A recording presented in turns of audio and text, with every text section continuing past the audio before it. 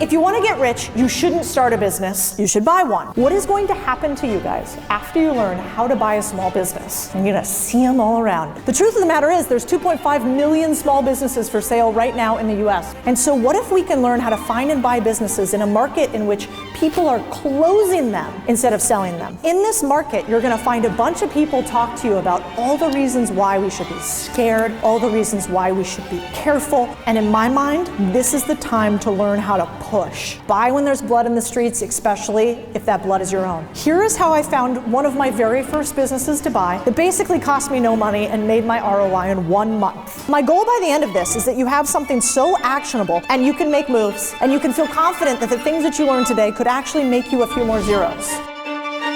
The message that I'd like to try to bring to rooms like this is that it is not easy. I am not saying this is a get-rich-quick scheme. In fact, if that's what you're interested in, I'm not your girl. But I do think that there is a way to have income on day one with the lowest failure rate mathematically, and they keep it from us. How do you find a business to buy where the owner says thank you when you buy it and they help you fund it? No banks, nobody in the middle. That is the idea today. We'll see if we can actually do that together. When I think about what's stopping most people from buying businesses, it's this. They're like, I don't know where to find a business to buy. I don't know where to look. Nothing's come across my plate.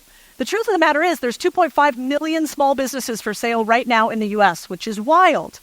And it's actually bigger than that. We have the entire baby boomer generation aging out of owning these small businesses. Look at these stats.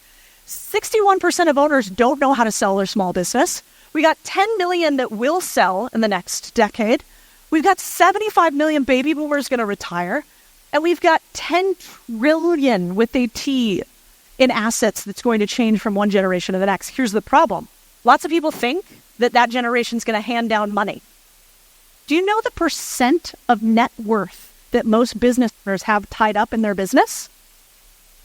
90. So if we don't buy their small businesses, $9 trillion of wealth gets dispersed or gets bought by BlackRock or Blackstone. This is the opportunity we have in front of us, and it's really, really important because the way we will take over that wealth is through business generation. And how do I know? Because I use these 4 rules I'm going to talk to you guys about today to build my portfolio of a bunch of businesses that have nothing in common with each other for the most part, that are all small businesses in my local community. I want you guys to do the same thing. And then I thought, okay, Codie, I did these huge $100 million plus deals when I was in finance. I bought these businesses for myself, little tiny guys up to bigger businesses. Could I teach other people how to buy business? Like, could anybody buy a business? Or are there a few people out there that you're like, buddy, it's better you get a job. I was nervous. I didn't know. And then we went out and we taught 5,000 people how to buy a business. And just last year, they did $262 million in businesses bought. It is totally possible. Thank you.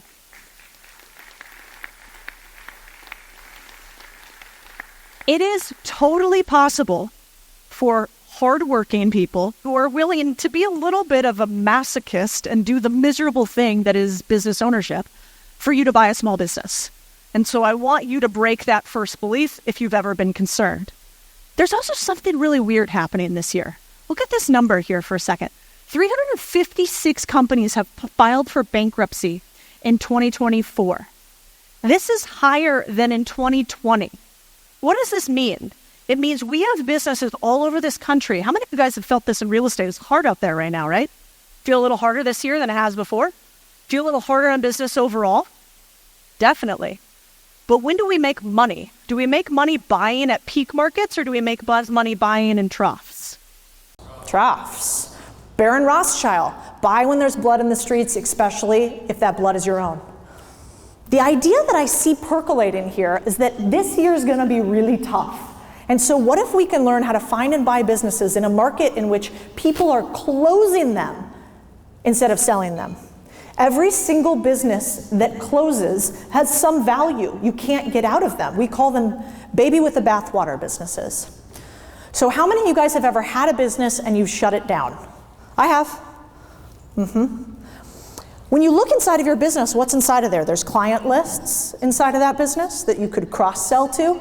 There's assets inside of that business, maybe equipment. Maybe there's a lease that's at a lower rate than it ever was before. Hey, there's employees inside that business that already know how to do X and Y and Z.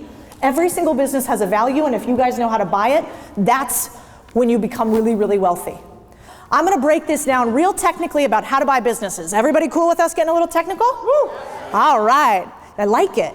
You're into spreadsheets, you're an accountant. Are you ready for this? I'm just enjoying it. Okay, good, all right, I like, you never know, accountants are cool too. All right, I call this the are you into blondes or are you into brunettes? Before you go and buy a business, a lot of people ask me this question. They say, how do I know which business to buy? I don't know what business I should buy. I don't know what I should do next. What's the best business to buy, Codie? And I tell them this, that your biggest problem is actually, you don't know what the fuck you want. You're this guy. You're walking around like Neo in the Matrix, on your mission, girl in the red dress, he looks, and then you die. And the thing that kills you is not your competitors, but it's your lack of focus. And by you, I mean me too. It happens to every single one of us. So we call this deal clarity or your deal box. If you know what you want, it's a hell of a lot easier to find it. The problem is that for most people, we think that confusion is good because clarity limits, right? Clarity seems to put some sort of ring around what we want. And that might be scary because what if I want the wrong thing? But I want to push you a little bit on here to go narrow, not wide. And let's talk about why. Remember this guy, this rich guy? This is Charles Koch, one of the richest guys in the world. And interestingly enough, one of the biggest funders of politics in the US, him and his brother and his father. What's interesting about Charles is look how he made his billions. Toilet paper. What else we got? We got napkins. We've got some energy down here at the bottom. We've got household products. Does any of this scream sexy or Silicon Valley? No. Does this scream tech, dating apps? No. What did this guy know? How did he make so much money on something that has a margin of less than 3%, which is what napkins and toilet paper have? Could you guys imagine that for a second? Imagine for a second that your business, if your client gave you $1, you only got 3 cents back. Would your businesses right now survive? Fuck no, that's terrible. Even Walmart has a 6% margin. But he was able to grow an empire. Why? Because he knew exactly what his deal box is. And that is what I want for you guys. Now, the better question to ask instead of what kind of business should I buy is what kind of business is right for me. I call this the Goldilocks Effect. So there's sort of 4 main things that matter in figuring out a business to buy. The first one is how much time do you want to spend both finding the deal and inside of the business? The second question is how much money do you want to put up or do you want somebody else to put up for the business? The third is risk. What percentage of what you already have and what you may have in the future are you willing to sacrifice for this business? And the fourth is what does that combination look like in a little soup just for you? A lot of people confuse business buying with these big spreadsheets trying to figure out what future forecasted cash flow looks like. But they don't actually understand the main ingredients to the thing they're making, and that's not going to be you guys. Now this is slightly technical, but here's how I think about deal clarity. This is a decent point to take a picture with your phone if you want it. So when you go to buy a business, 3 things that matter. What you want personally, like what kind of business do I want to run? Where do I want it to be located? Second, how much money do I want to make? How many of you guys do business and lose money? It's just your charity. Nobody, right? Your business has to make you a certain amount of money. And third is, can it better the things that you already do? If everybody in here already has a business, a job, etc., what if you buy a business that gives you an unfair advantage in the thing you already do? So, you start out with your ideal owner experience, then we go to your zone of genius, and then you go to your current business and figure out how can we pull the 2 together for 1 + 1 to equal 3. This is how pros buy businesses that are profitable to them even at a 3% margin. So we're going to start with this. And here's how this goes. Most people give me a goal that's really broad when they say I want to buy a small business. They say I want to leave my 9 to 5. I want 100,000 in income from my business. I want $1 million business. I want you to replace your deal clarity with something like this.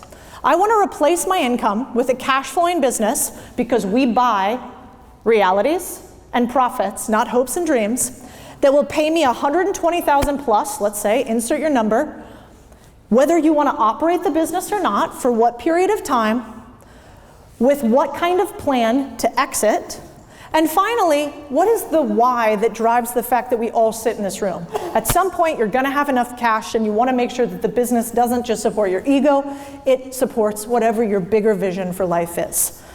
So before you even think about buying a business, I want you to have a little paragraph like this. And then we go into what I call your zone of genius. It's 3 things.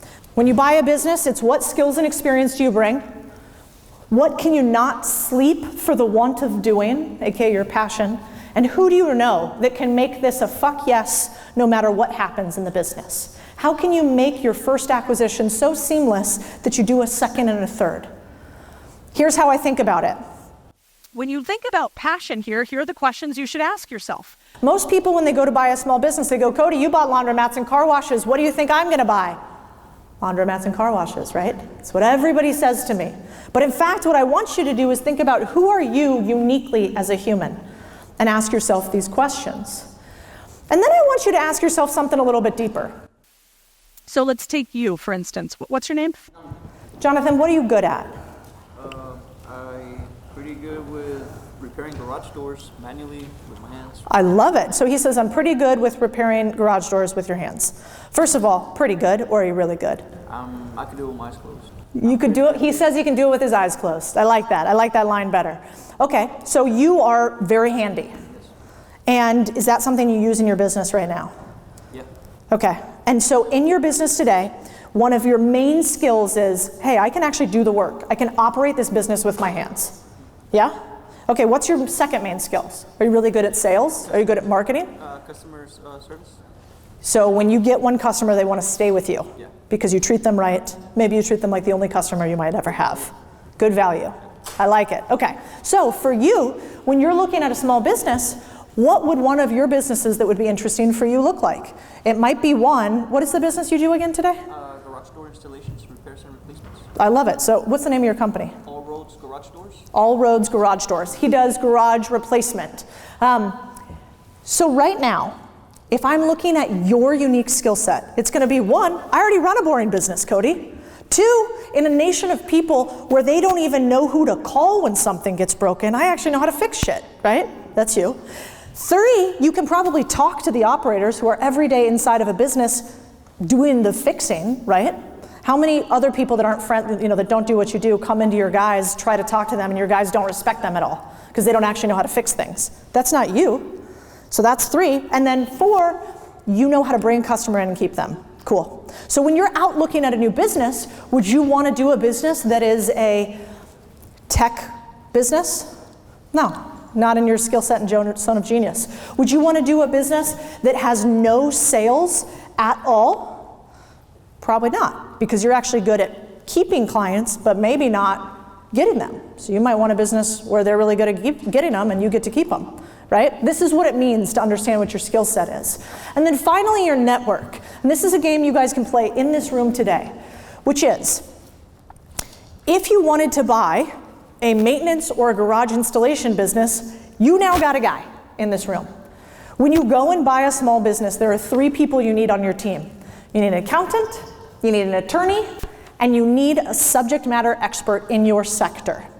So if I was going to go buy an accounting firm, and I don't know any accountants, I'm going to have a lot more risk. So I want you guys to think about who is in your network. And like they say, 6 degrees of Kevin Bacon, most humans can triangulate their way to another person. So now we understand our deal clarity sheet. There's a QR code at the end. All of these little sheets on here are going to be for free for you guys at the end. If you take a picture of the QR code, it'll get sent to you. This is called our deal clarity worksheet. And what this basically does is asks you all the questions, just like a dating profile, for you to find the business that you want to buy. But the last thing that I want you guys to think about with the type of business you want to buy is this line from, you guys know who this is? The sage of Omaha, Warren Buffett, eating a popsicle, which just to me, kind of, I feel like that's what he does. I feel like that's what he does on the weekend. So as he says, never invest in a business you can't understand. Now, let's play a little game. I bought a company that built autonomous ships, or I bought part of it. Is that a good deal or a bad deal? Do I look like I know autonomous ships? I should go straight to jail for this business. This business is in Forbes. It's an incredible business. It's going to do millions in revenue. No, the answer is straight to jail because I don't know anything about autonomous ships.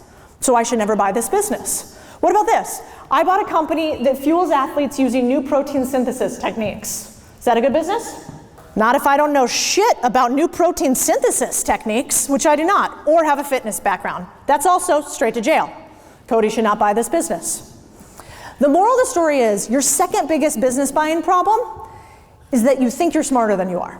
This is why most people lose money in deals. And you see it again and again and again. We fall for the sexy and we forget about the profitable. And so when you're buying a business, I want you to think, can I explain it in one sentence to my grandmother? I fix garages. Nana's got it. She understands. I buy and build autonomous ships? I don't know. Probably not. You need an accountability buddy to hold you responsible for this. And you need what's called a deal box. We've talked about this, right? So your deal box helps you constrain the things you want in your life. First, in my deal box, I like to obsess on how much money I'm going to make, the first couple segments. Then I like to obsess on how much money I'm going to spend. If I make sure at the end of the day that the amount of money that I'm going to make and the amount of money that I'm going to spend are correct, I have negated about 80% of the risk in buying a business. So you can steal my homework and you can take a picture of the deal box. The truth of the matter in investing is, if you remember one thing, it's that the right tools limit mistakes. So every time you can get your hands on somebody else's spreadsheet, you take it. Now there's one other aspect of buying a business that most people don't think about. So in real estate, you have on-market and off-market deals, right? You could go to Zillow, you could go to MLS, or you could go door knock. It's the same in buying businesses. There's a difference between the two, though, for everyday humans. If you want to buy an on-market deal, what do you think the difference is between the two? More options if you go off-market, right? Way more options. Less options if you go on-market, but a lot faster.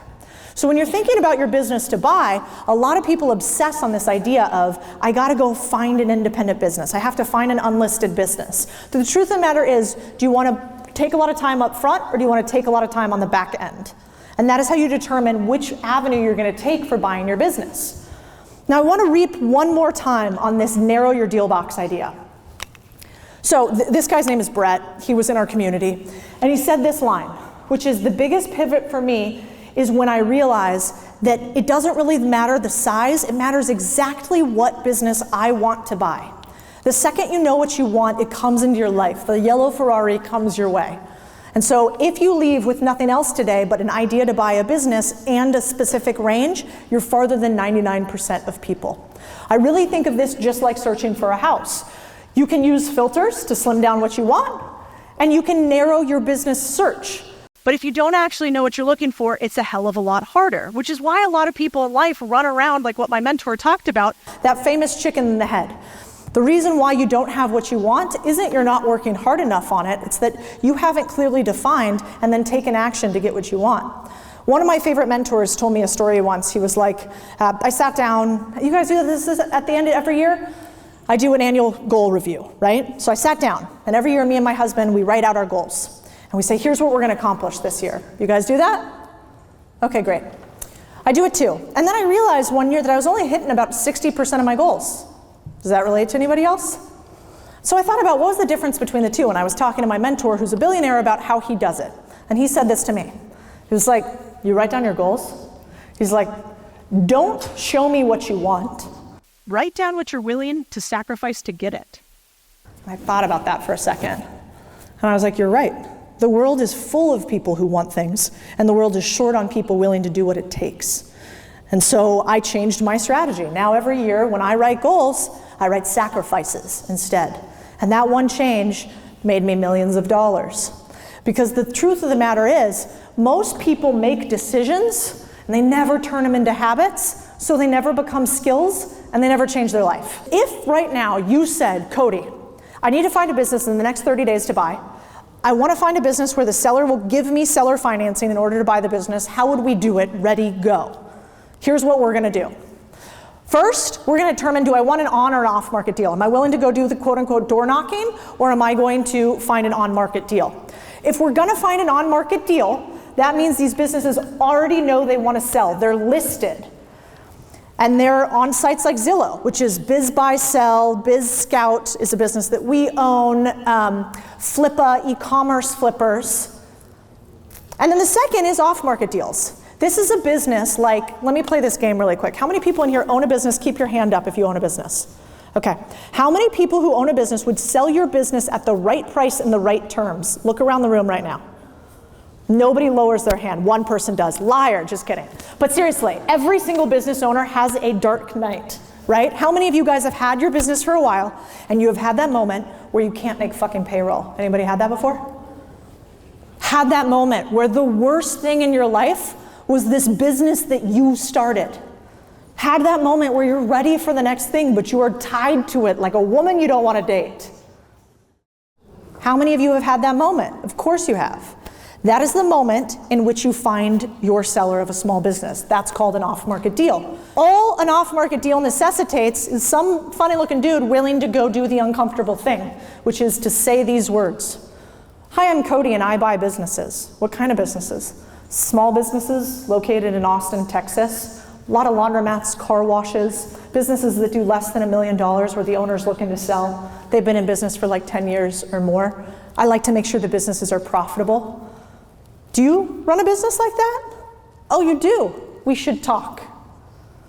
You're going to find this fascinating thing, which is that most business owners have never talked to somebody about potentially selling, and then you come into their lives. And that's a really special moment. So at this point, you've realized, all right, am I going on market or am I going off market? That's the easy part. That is the easy part. But if we're searching for on-market deals, here's what I want you to think about. One, go use other people's homework. These two business sites are the #1 places to find small businesses for sale, if you want to go find them. You do have to dig through them like a needle in a haystack, especially Biz Buy Sell. We are building something to compete against Biz Buy Sell. It's called Biz Scout. That should be out in the next 6 months or so. You can get on the wait list on there. It's not something I talk about publicly yet. But the idea is we make the off-market searching a lot easier for you guys. Once you find your business listings on sale, there's this beautiful thing that's very easy. And I want to get to it really quickly. I call it the 20-60-120 method. Almost everybody I've ever taught to buy a business can do it within 120 days. And here's how. 20 minutes a day for 60 days until you look at least 120 high-level businesses. And once you've looked at 120 high-level businesses, you'll screen them down to about 10 businesses that fit inside of your deal box. 20, 60, 120. There's a wild truth to this, which is you creating a habit is contagious. And if you do that every single day for an extended period, I think your life will change. Look at this number here for a second. 65% more likely to meet a goal after committing to a partner to do it with. How many of you guys ever try to work out, get in shape, doesn't really do much, you hire a trainer, all of a sudden you fit? Does that happen to you guys? If you actually want to buy a business, if you actually want to make whatever change you decide from these last 2 days that you've been here, I urge you to leave with one thing, a human who's going to call you a piece of shit if you don't do what you say you're going to do, okay? So find your accountability partner. Now, what does good accountability look like? It's not that crazy. I call it the P's. You need a partner, you need a plan, which could be following up once a week every Friday. You need a purpose in order to buy a small business inside of the next 9 months. It needs to be periodic, once a week, twice a month. You've got to have some goal that feels worth it to you, and I like when you put money on the line. Hey, if I don't do this, I owe you $100. You got to have some benefit if you do the thing you say you're going to do. Hey, if I do this, I'm allowed to go out and have a wild night. And finally, you've got to have some ability to pass on whatever you've learned to somebody else. That's where you hand it off to the next accountability partner. If you want to change in your life, you have to have the P's. You're 65% more likely to do the thing you say you're going to do. Now let's talk off-market deals for a second. I was taught by my mentor in private equity that my secret weapon was finding businesses before they knew they wanted to sell. I just did it with you guys. Theoretically, if I wanted to, I could have kept all of your hands up and said, go around and tell me what businesses you do. And by the end of it, with all of you guys in the room, I probably would have a deal that was interesting to me. And you guys could do that in every single interaction. Because the truth of the matter is, this is a numbers game. How many of you guys would be successful in sales if you didn't have high reps every day, at least in the beginning of your sales career? Love it. Not a single hand. Look around the room. Not one. And yet the biggest reason why most people aren't successful is they don't know what they want, they don't tell you what they're willing to sacrifice to get it, and then they don't make the discipline, the habit to do it. That's not going to be you guys. So I truly believe this line. You either search or you attract. The first to search is pretty easy. You're already here. If you want to find a chick and you're trying to date somebody, do you think you go to a Muay Thai gym or a BJJ gym to go find somebody to date who's a woman? Not if you're good at math. Have you been to those places? It's like 10% chicks, 90% really testosterone-filled dudes. Where would you go if you wanted to find a woman and you were single? Pilates, yoga, not rocket science. And yet, what do most dudes do? They're like, I'm on Tinder and it's not working out, right? We're not going to do the same thing when we buy businesses. We're going to get into rooms like this where owners already are, because you are now in a Pilates studio as a single man, being here. The more you do this, the more likely you are to buy a small business. Because you've already seen that all around you are owners ready to sell right now, today. It's like you're walking a neighborhood full of houses that are unlisted. Think about this for a second. In the US right now, there are 11 businesses for sale on average. How many businesses of those 11 do you think sell in 1 year? How many of the 11? 2, 1. 1. Can you imagine a street, even in like Detroit, right?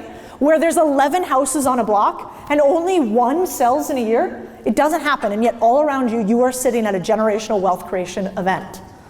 Now I want to play one really quick little game. You guys want to try a challenge with me? Okay.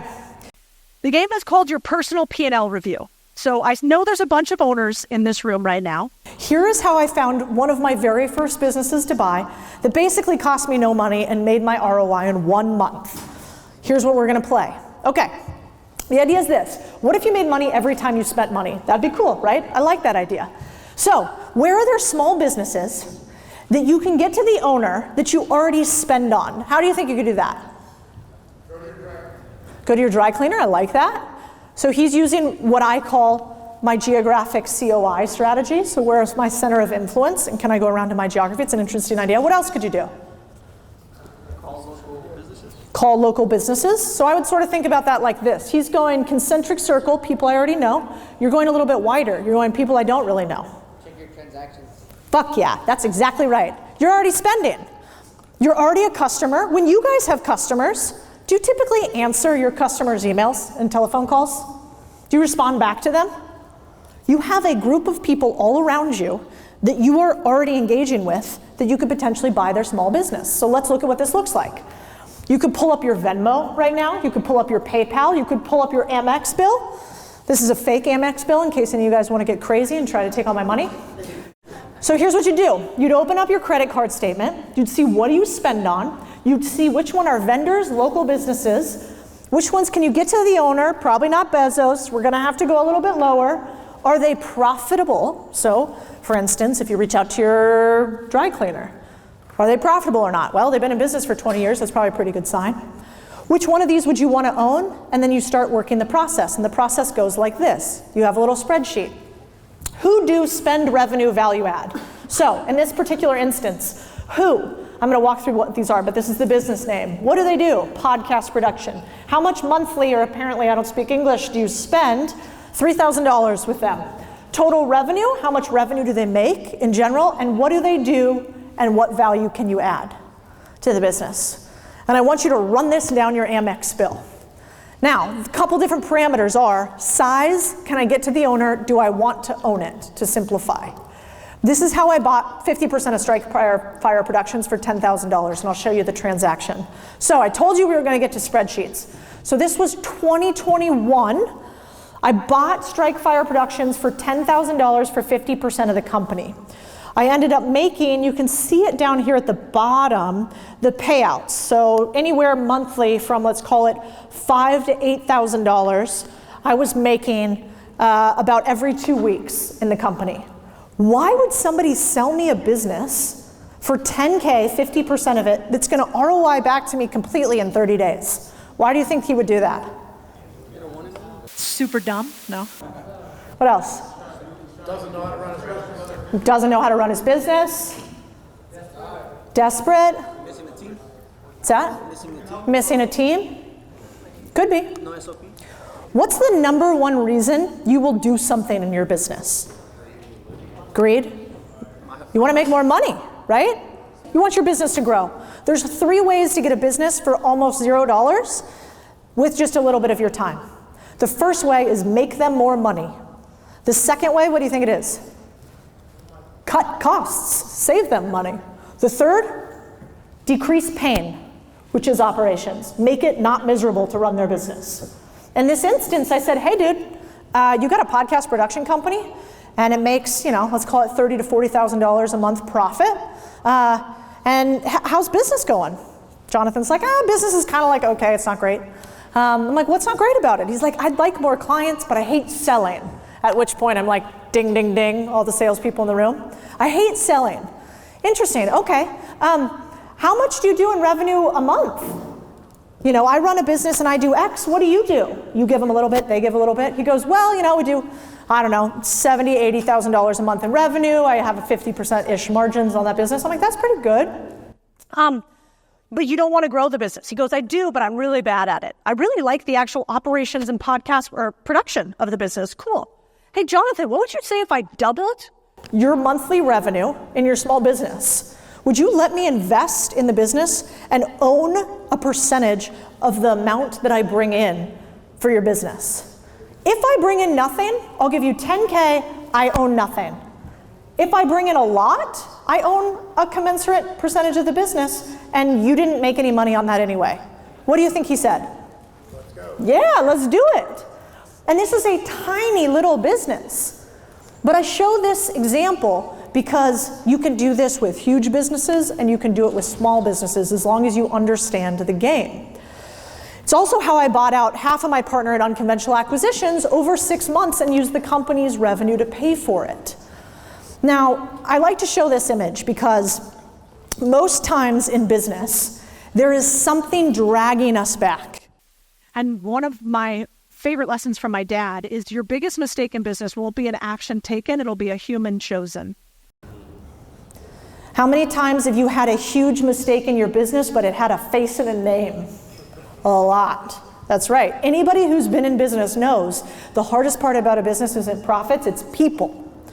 And so the one caveat I want for you guys before you buy a business is make sure you're not Leia chained to Jabba the Hutt. And so before you go out of here being like, Codie told me how to buy a business, it turns out I don't know at all how to do diligence on a business, but I know how to find one. I don't want you to buy a Jabba. The worst thing that you could do in life is buy a business badly and have your first deal go wrong. Why? If your first deal goes wrong, are you ever going to do a second? No. You're going to think you're bad at doing deals and deal making is bad. So I want you to watch out for Jabba. But if you were going to buy a business with a personal P&L review, you guys could pull out your credit card right now and you could follow your process. You pull up Venmo or your credit card, you pull the list of all the people you pay currently, you ask yourself, would you want to own part of their business? You have a convo with them about how big their business is, what are their pain points, and you write up an offer for the small business. And this is how you buy businesses without any cash. I think the truth of the matter is most people think that to invest money you have to have money, but you don't. You can show up with $0 if you want to learn, if you want to network, and if you want to do the work. The problem is most people don't want to do the work. Okay, the last thing that I'm going to tell you about is called the 9-to-5er strategy. The 9 to 5, how many people here are employed, like a W-2 employee? Okay, we got a couple of you guys. So the cool part about the 9-to-5er strategy is you have right now in your hands potentially a business to buy. It might be the business that you work in. My Uncle Eb, for instance, he had a business called Eb Homes Plumbing. The business did did $5 to $6 million in revenue, about $3 million in profit per year. One year, my Uncle Eb got a phone call. The phone call was a terrible 6-letter word, cancer. He was in his 70s. He didn't have very long to live. He had a profitable business, And what do you think he decided to do with it when he got that phone call? Shut it down. Closed it. He shut down a business that did $3 million in profit, which was probably worth $6 to $9 million. Why? He had no fucking idea anybody would buy this thing. He was an old school guy with a plumbing business that had no idea. If he had one employee that came to him and said, hey, Eb, I want to continue your legacy. I don't have the money to buy this business, but man, I respect what you've built.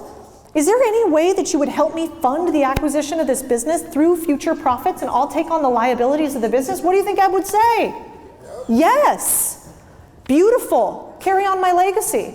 And instead of that, a business shut down, and that is happening all around this country. So I want to show you one more. This is Jade. She just bought a business that makes $1.5 million a year in revenue. How much money did she put down for that business? $0. Jade is former military. Do they make a lot of money? No. Why could she buy a business like this? Because she was trusted, because she respected, and because she would carry on somebody else's legacy. If you guys in the audience are an employee now, and you are with a small business, but you are not talking to that owner about legacy and transition, I think you're missing out. Anybody know who this guy is? This is Bill Perkins. Bill Perkins is close to a billionaire. He wrote a book called Die with Zero. He's become a mentor and investor in a bunch of deals alongside me. And something crazy happened to me the first time I hung out with Bill Perkins. We're walking along the lake. Do you guys think I've been pretty successful with the stuff that you have heard from me before? Does it seem like I've done okay thus far, right? I've done all right. I think.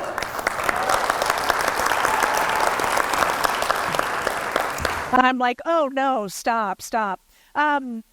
So I thought I was doing pretty good, right? This is just a few years ago. I'm walking along Bill's lake house, lakefront.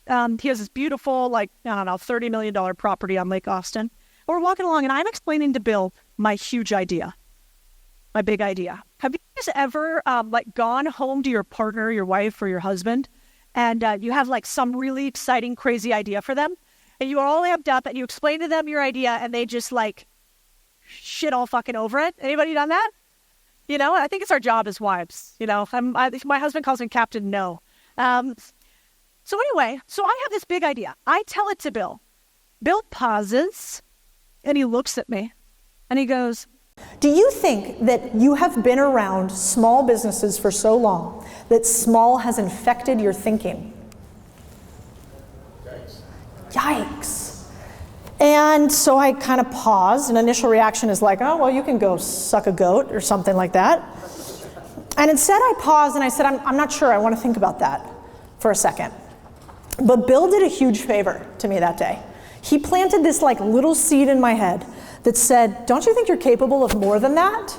With what you have and what you're willing to do, can't you do more? I think this day and age, we have all these people who get on stages and they tell us you're so good, go queen, keep going.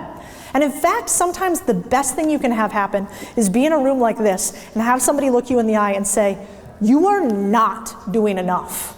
That when you stand before God at the end of your days, you will not be able to say, I gave it all I got. I have nothing left. And that is my biggest fear in life, and what I do not want for all of you. I want you to wring dry every single ounce of talent that you have, because it's a beautiful feeling when you do, and probably because I think this country needs it. And if we don't do it, who will?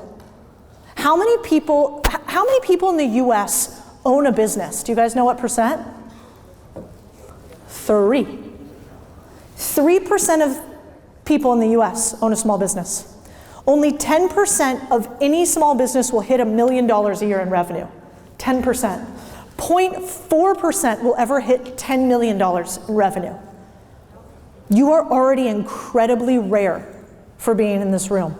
If you do not wring dry, what happens? Who shows up?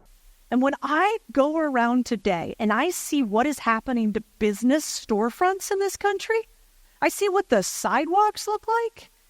I see how much they take in your tax dollars, and the potholes are bigger than the fucking Sierras. Not okay. And yet in a room like this are all of you humans with the ability to change it. Let me tell you what sucks today. You couldn't pay me enough money to go into politics. You couldn't pay me enough. It's a miserable job. And so if we don't want to be in politics, we gotta at least fund the people who are going to believe in your ability to be sovereign yourself and to be an owner. You guys don't need babysitters. You guys don't need politicians who have never built anything telling you what to do, telling you where to put your money. And so I want to press upon you this one kind of crazy idea, which is when the market continues to fall, as it will, be the people who buy. Become the next Cerberus, push back on the BlackRocks and Blackstones of the world, and become better than the people on high who want to push us all down. Because I think the truth of the matter is really this. Nobody is coming to save us. Nobody. And no matter who's president on either side of the line, they're not coming either. And so if we know that to be true, what are we going to do about it today? My answer is buying businesses. Your answer may be something else. And that is okay as long as you wring it dry. And so as much as I don't want to get up here and proselytize to you guys about more work because it sucks being an owner often, nobody else is going to do it. We, as a country, are not where we want to be because we have not done what is necessary to get there, individually and collectively. I'm really public on social media, and I was telling a few people backstage, I have a mission that by the end of my days, when I stand before my God, and I see that tombstone, I want on it that I created owners in this country. That's my mission. Thank you. I want on it that I created owners. And so I want to know, when you buy that business, when you do your next deal, when you win, my whole point is to celebrate you and then for you to reach your hand down and pull that next motherfucker up. And so please reach out to me as you build and as you grow. I want to know you. You are rare. And I don't want you to ever forget that, because every single moment they're going to make you feel like you're not enough, you can't, you won't, and they are lying. For the first time ever in this country, and I get goosebumps thinking about it, can't you feel it? They're a little scared, aren't they? They're scared of us because this country is starting to wake up. And we are now able to see what's going on with a media that's not controlled. And so I think for the first time ever, we are at a tipping point of how we will decide how this country goes. And where I'll end is, is anybody here from Venezuela or Argentina? Okay, you know. I was in Argentina when Cristina Fernandez took over. I had a business there that did hundreds of millions of dollars in assets under management, not revenue. And I was building it up. I wanted to build one of my first billion-dollar businesses there. Cristina Fernandez took office, and maybe 60, 90 days later, she outlawed our business. We had to flee the country, and it became illegal to have external investments, which was US dollar-denominated investments. In 90 days, my business was gone. Gone. And sometimes I think with this country that we're in right now, that we have moments where we get a little close to that. And I think we're actually, for the first time ever, in what I would call, I am optimistically discontent that in this room, we have the weirdest of things. We have a generational wealth creation event in that the baby boomers are transitioning their businesses. We have a market that's falling a bit, which means prices are coming down. We have an elite that for the first time ever are getting revealed because the media is no longer centralized. And we've got a group of humans who now know how to buy businesses without banks. And we know that ownership is the answer to everything because money is what creates political power. And so I want you to sit with that and know that you are powerful beyond measure, and I hope you wring every ounce dry. Thank you so much for having me today. Appreciate it.